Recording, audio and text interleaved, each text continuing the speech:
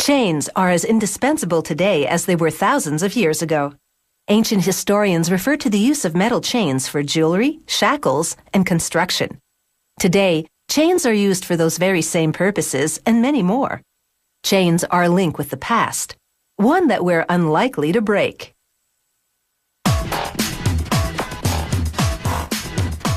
Chains are used to tie things down, hold things together, and pull things along. And their many sizes reflect the varied uses. To make a chain, a turning drum uncoils this wire rod and pulls it through a steel guide ring to a steel draw box.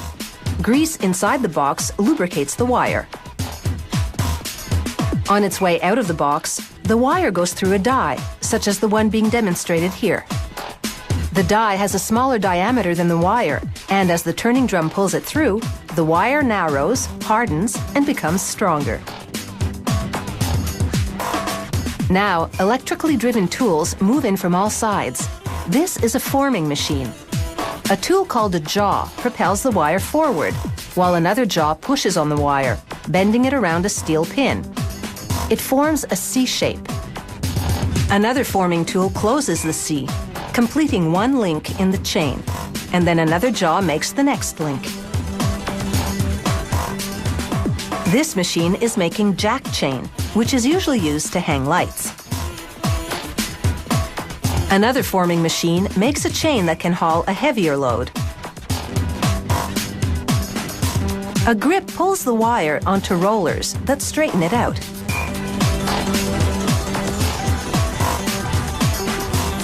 Steel cutters now make notches on both sides of the wire. These notches mark the place where the wire is to be sliced into link-sized pieces. A mechanized knife makes the final cut at the notches. Next, roller arms loop a cut piece of wire around a steel finger. The roller arms make it look easy, but they're actually exerting tons of pressure in order to shape this wire. After the rollers form the link, a pliers-like tool grabs it and turns it around. This positions the completed link so that it can connect with the next link as it's shaped. As each link is added, the chain drops into a pile below the machine. There are dozens of forming machines in most chain factories.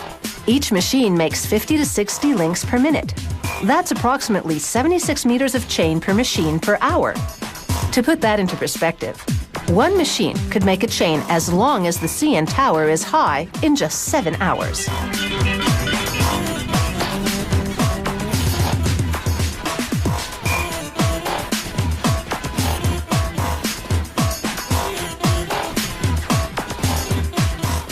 After the chain is formed, it'll need to be strengthened.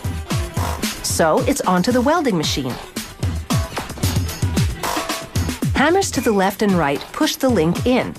Then 2 copper blocks move in from the sides. They act as electrodes and zap both sides of the link with an electrical current. The current ripples through the gap in the link, while the hammers push it in. The link reaches a scorching 927 degrees Celsius. The wire melts, and the link fuses together.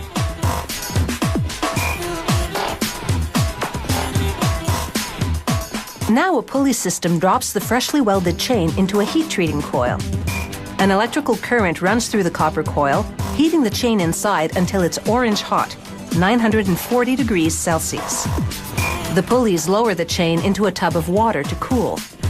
The extreme temperature change alters the molecular structure of the steel, making it much harder. But the experience leaves the chain a bit brittle. So it goes into a second heat coil that's not as hot as the first one, and then into another cool bath. This takes away the brittleness and gives the steel a bit of stretch. Now the ultimate strength test. This is the chain calibrator. Pulleys run the chain into a groove that's been cut into a block of steel. A clamp on the left holds it in place, while the hydraulically powered block of steel pulls the chain to the right. Will it break or will it hold? And can it handle the load? After all, you're only as strong as the weakest link.